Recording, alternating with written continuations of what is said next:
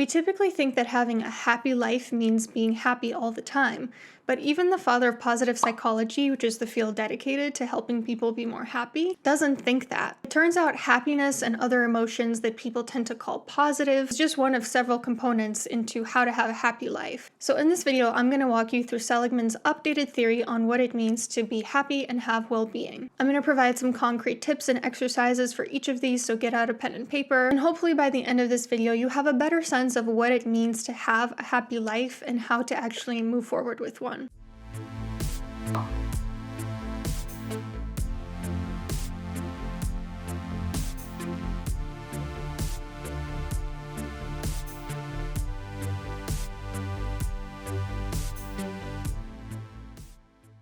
A typical definition of a happy life that people think of is just having positive emotions. I use asterisks here because I don't believe there are positive and negative emotions.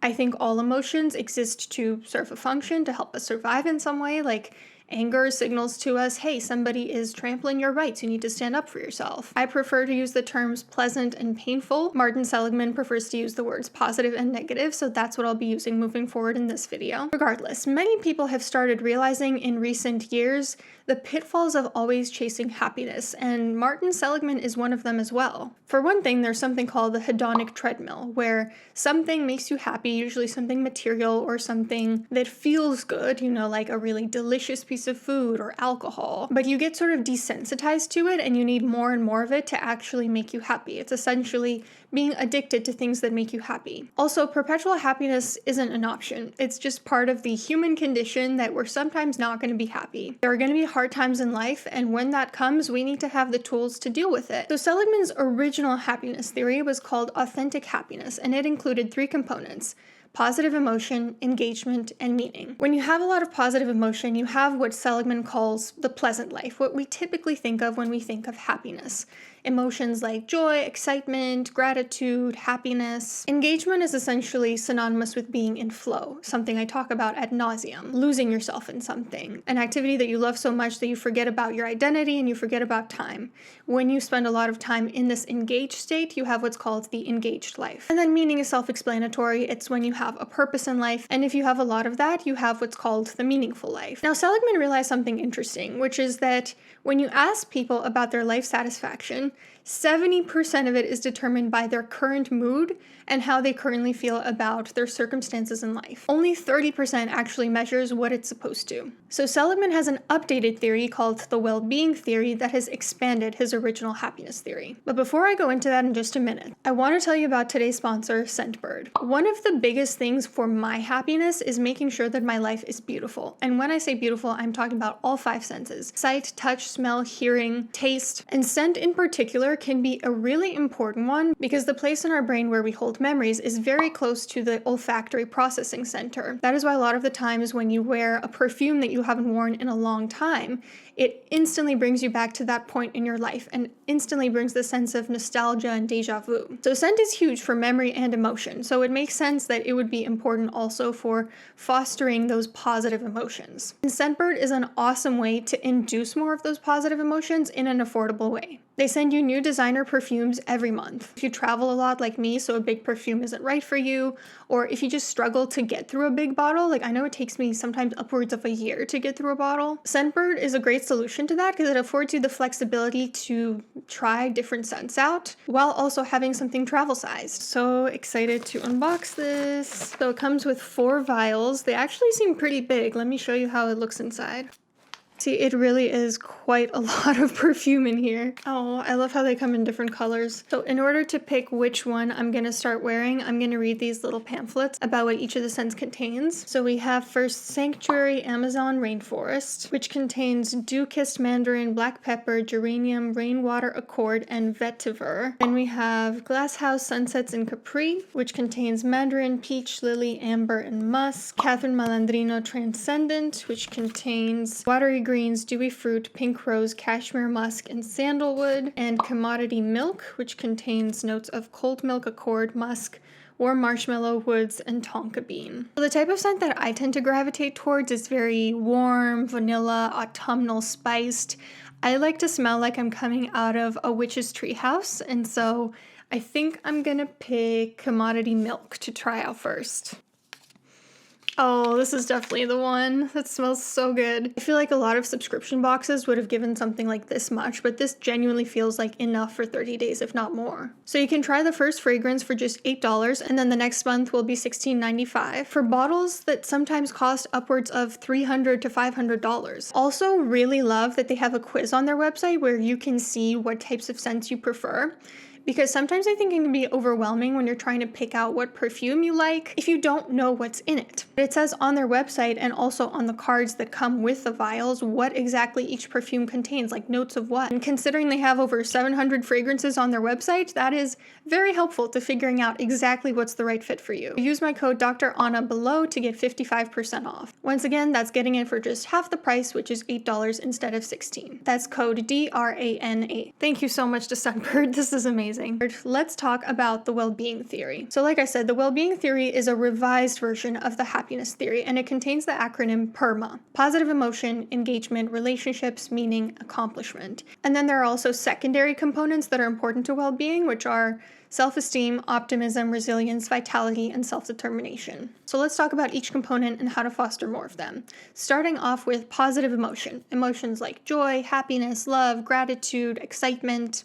Hi guys, quick little disclaimer here. Obviously, the easiest way to be happy is to have cats, but I understand that not everyone has cats, not everyone even likes them, but you guys, mental illness is treatable. You do not have to suffer alone. There are resources out there. I would suggest you check out the Feline Association Against Canine Propaganda. That's a really good one. I'll put some more resources below. One really simple, evidence-based way to boost those emotions is to write somebody a gratitude letter and then hand-deliver it to them if possible. Doing this increases people's level of happiness and decreases their depression a month later. This is actually one of the exercises in the personal growth journal, particularly for this reason, because sitting down and really thinking about what people have done for you doesn't just help the relationship, it helps you personally. Something else that you can do to boost positive emotions is every night ask yourself what are 3 things that went right today and why they went right. What had to happen for them to go right? What does it mean that they went right?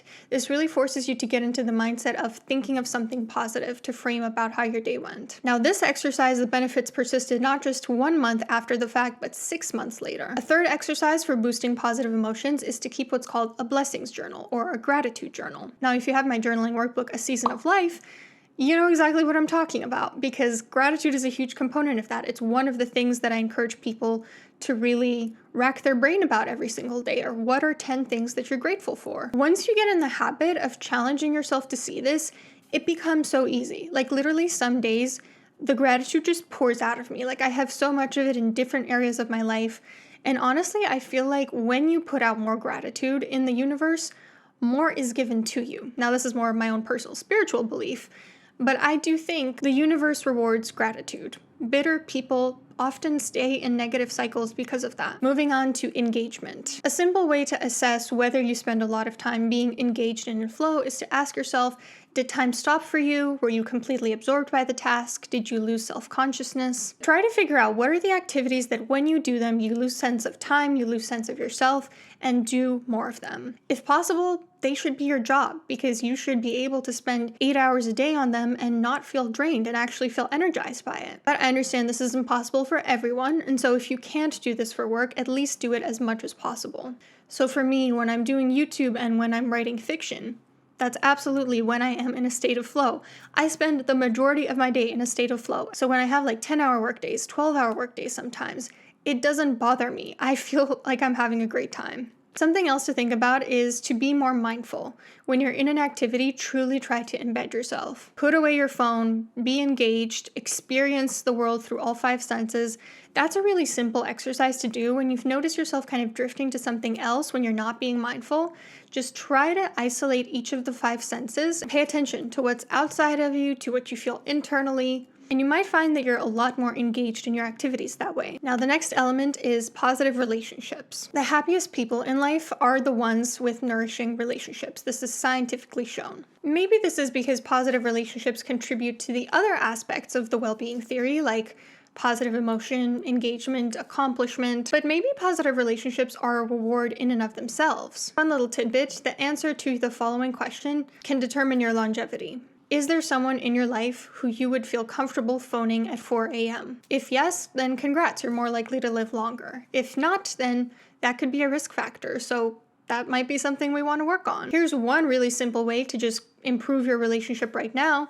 Check in with somebody you care about. Doesn't have to be someone super close. The other day, I got a call from my elementary school friend, somebody that I've spoken once with in the past, I don't know how many years. Saw her a couple years ago when I was visiting Cleveland, but that was the only time I've seen her since 4th grade. And I was so delighted because it shows that she was thinking about me. It shows that she wants to keep the relationship going. I feel really positively towards her. She was a great friend and still is. My grandma, ironically, was just asking about her. So it's really not that strange to just check on somebody that you care about. It doesn't have to be somebody super close. If they're a person who has a strong sense of morality, they're not going to mind. They're not going to think that you're weird for it. Something else really simple that you can do to boost your positive relationships is to just talk to someone when you're going through a rough time, when you need a little bit of support. Instead of retreating, self-isolating, trying to do it all on your own, lean on your supports. Ironically, studies show that when you ask somebody for favors, they feel more positively towards you. So don't be afraid to ask someone for a little extra support. Another really simple way to boost positive relationships is to write somebody a card right now. Could be a Father's Day card, could be a Mother's Day card, could be a birthday, anniversary, congratulations, whatever it is. Words of affirmation can be so valuable. If you're somebody like me who maybe feels a little bit shy about telling people how I feel about them to their face, doing so in writing is a really great way to strengthen the relationship. Moving on to meaning, the fourth component. Meaning making is basically being able to make sense of the things that happen to you, particularly the ones that seem senseless, and also understanding your purpose in life. What we hold in our minds is largely a sequence of unrelated events. How we tie those events together into a narrative, that's meaning making. Another way to think about it is what we hold in our minds are like lumps of clay, but meaning making is what helps shape it into something. One really important key of meaning making is getting clear on your values. And that's why I have exercises for identifying your values in both A Season of Life and also the Personal Growth Journal. Because we need to get very clear on what we live for, what's important to us in order to do more of it, in order to be more aligned with those values. That's one exercise you can do, is identifying your values. Another exercise you can do is identifying 3 doors that opened because of 3 doors that closed. Essentially, finding the silver lining in a tough situation. I've talked about how people who can find the silver lining end up better. Even people who had a heart attack, for instance, if they were able to find a silver lining in what happened to them, they were less likely to go on to have further heart attacks. For example, let's say that your flight is delayed. It's normal for you to feel frustrated, for you to feel like this sucks, to complain about it. But if you're able to then switch into finding the silver lining, what door opened because of it? Maybe you'd find that, hey, I had more time to grab dinner at the lounge. If the flight weren't delayed, then I would have had to rush through dinner. Another way to find meaning is to write basically like an autobiography of your life, which hinges on one positive, empowered thesis, one sort of theme running through it that makes meaning of everything that's happened to you. And it cannot be a victim narrative. It cannot be, oh, this bad thing happened to me and then this bad thing happened to me and it sucks so much. No, it has to be from the lens of empowerment. It has to be from the lens of what was the positive that you took out of those experiences? How did you overcome those obstacles? And the last core component of the well-being theory is accomplishment, a sense of doing the things that are important to you frequently, feeling competent as a person, having good self-efficacy. I preach about self-efficacy constantly on my channel. Self-efficacy is basically feeling like you can accomplish the things you set out to do. A sense of accomplishment typically comes from doing things for intrinsic motivations, not for extrinsic rewards or to avoid a punishment. Meaning you don't need anything external to motivate you. You feel accomplished because you genuinely want to do this thing from inside you. So one quick exercise to have more accomplishment in your life: identify 3 things that you're good at and then do more of them. Do them at least every single day. I actually do have a video on how to get really good at something new. I talk more about growth mindset there and how to get you to feel a sense of accomplishment, so check that out if you want a little bit deeper dive on this. Now, what about the secondary components? Starting off with self-esteem. Essentially, do you like yourself? One way to increase your self-esteem is not just to write, what am I good at? But rather, how do I live according to my values? Not a lot of people talk about this, but Self-esteem is essentially how aligned you feel you are with your values. If you don't really live up to your values, you're probably going to feel that sense of cognitive dissonance. You're going to feel like a hypocrite. You're going to feel insecure about yourself. Like if you're a person that really values kindness and you're constantly gossiping, you're going to feel like, I'm not that good a person. I don't really like myself. So you work on it. Another exercise whose benefits persisted for 6 months after the fact was finding your signature strengths. Your core strengths that you can use more and more in your day-to-day life. So the way that you do this is maybe you take a quiz on your core strengths, or you just reflect on your core strengths, ask the people in your life about what they are, and then you figure out what are some more activities that I can do to implement those strengths, to use them to my advantage. Because those are activities that can increase your sense of enthusiasm, authenticity, excitement. They're things that have a rapid learning curve for you, so you feel really accomplished while you're doing them. Life really gets so much easier when instead of trying to change your defect, so to speak, you just lean into your strengths instead. Up next, optimism. Do you see the glass as half full? Do you have a positive orientation towards the future? I've made several videos on optimism before, so check those out if you haven't already. But for now, let me tell you this about optimism. Pessimists get depressed more than optimists, they underachieve, and they have worse relationships. Optimism predicts whether or not you have a second heart attack 8 years later. It's associated with lower mortality. Not only is optimism protective, but pessimism is also a risk factor, so being optimistic and not being pessimistic both help. And this is also true when controlling for depression. A meta-analysis from 2009 actually found that more optimistic people have better cancer outcomes at a robust level of significance. Pessimism was a major predictor of cardiovascular disease mortality. Pessimism and cynical hostility were also predictors of cancer. People with higher well-being were 18% less likely to die of any cause than those with low well-being. So why is this? Why is optimism so good for you? Well, there are a few proposed explanations. One is that optimists take action towards healthier lifestyles. This is supported by the research. Optimists are more likely to have a healthy diet, to not smoke, to exercise, to sleep better. They even seek shelter during tornadoes more. Crazy. Another possible explanation is social support, that optimists have more social support and that is protective in and of itself. And there are also some biological mechanisms theorized, like better immunity, common genes among optimists, certain biological processes that take place when you're optimistic, and so forth. Being in the upper quartile of optimism has a beneficial effect roughly equivalent to not smoking 2 packs of cigarettes per day. Think about that. That is a huge effect. So what are some exercises to increase your optimism? First of all, positive visualization about something you want. I have exercises for this in both the personal growth journal and Get It Done for that reason. And again, similar to the silver lining exercise, anytime you're faced with a painful situation, think about something good that comes out of it. Next up is resilience. Can you bounce back from stress? I actually do have a video on fostering resilience already, so check that out if you haven't seen it. But this is the general gist of it. Do things that are painful, both emotionally and physically, so that you become stronger when those things naturally come up in your life. Expose yourself to uncomfortable situations every single day. Get outside your comfort zone. Don't just stay where you're comfortable. Do at least one thing a day that scares you. Within reason, of course, nothing reckless. Also, just increasing your physical pain tolerance is helpful too, because how we process physical pain is neurologically the same as how we process emotional pain. So things like cold swimming, intense exercise, fasting, all of these should be with your physician's approval, by the way. Definitely don't go doing this without your physician's approval. We tend to think that when traumatic things happen, the default is for people to have a trauma reaction, but that's actually not the case. Most people respond to traumatic reactions with resilience. We're basically prepared with everything we need to bounce back from trauma. Studies show that a minority of people actually develop PTSD, and a lot of them had already emotional difficulties before that probably got triggered. For example, people that tend to catastrophize are more likely to develop PTSD than people who don't. So instead of going into difficult, stressful, or even traumatic situations thinking this is going to destroy me, think about the post-traumatic growth that you're going to have instead. The increase in well-being that follows the dip in well-being immediately after the trauma. Up next, we have vitality. Do you have a sense of life energy in day-to-day life? Also called zest, enthusiasm, vigor, energy. Do you approach life with a sense of excitement and energy, not doing things just half-assedly, but feeling activated in day-to-day life? Now, I know a lot of people in this day and age do have low energy levels, and I suspect it has a lot to do with behavioral lifestyle choices that are common.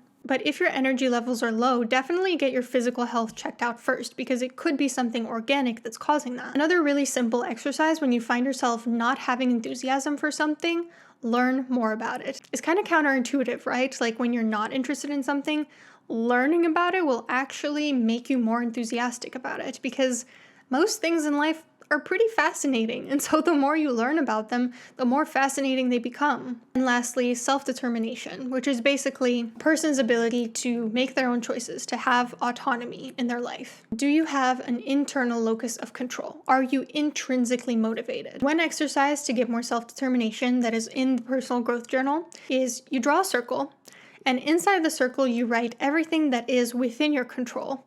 And outside the circle, you write everything that's outside of your control. And you look at what's inside the circle and you assess, have I done everything that's within my power to do? Once you have, you can release everything that is outside the circle and just accept what cannot be changed.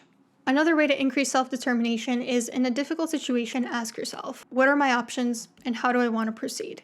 It really forces you to reframe from, oh no, this terrible thing is happening to me, more to, I do have a choice in the matter. Actually, I have several choices in the matter. Which is the one that best suits my needs? In conclusion, these are the core components of the well-being theory according to Martin Seligman. Positive emotions, engagement, relationships, meaning, and accomplishment, which you can use the acronym PERMA to remember. Also important are self-esteem, optimism, resilience, vitality, and self-determination. Remember, happiness does not come from outside. It comes from within you. You yourself have everything you need to be happy. It's why lottery winners are only happy for a few months before they return to their baseline levels of unhappiness. Because chasing the hedonic treadmill isn't going to help. That's why most economically developing countries are actually increasing in anxiety and depression. I know it's really trendy right now to just focus on alleviating external sources of pain, and I don't think doing that is a bad thing. I think it's great to help relieve people's suffering, but it's equally important to focus on what we can do internally to deal with that suffering. Transform that suffering into just pain. Pain is inevitable, suffering is not. I made a video a few months ago on an article by Wolfers and Stevenson, which showed that making more money actually does make people happy. And I wanted to give you guys a little bit of an update on my views on that. So when I read Martin Seligman's book Flourish, he made a pretty interesting argument about how the conclusions of that article might not be what we think they are. Wolfers and Stevenson basically made the correlations between income and happiness logarithmic. And Seligman says that logarithmic income has no psychological meaning because time is not logarithmic. A person who makes $10,000 extra when they only make $10,000 all year obviously is going to be a lot happier than a person who works weekends and extra 12-hour days for an extra $10,000, but they're already making $100K. And he points out that, remember, life satisfaction is 70% determined by mood. And so it's not a really great way to measure happiness. I'll put Seligman's book Flourish on my Amazon storefront if you want to check it out. Also, thank you again to Scentbird for sponsoring this video. I was so excited to tell you about them, and don't forget, if you want to check them out, use my promo code Dr. Anna for 55% off. Have a great day and see you soon.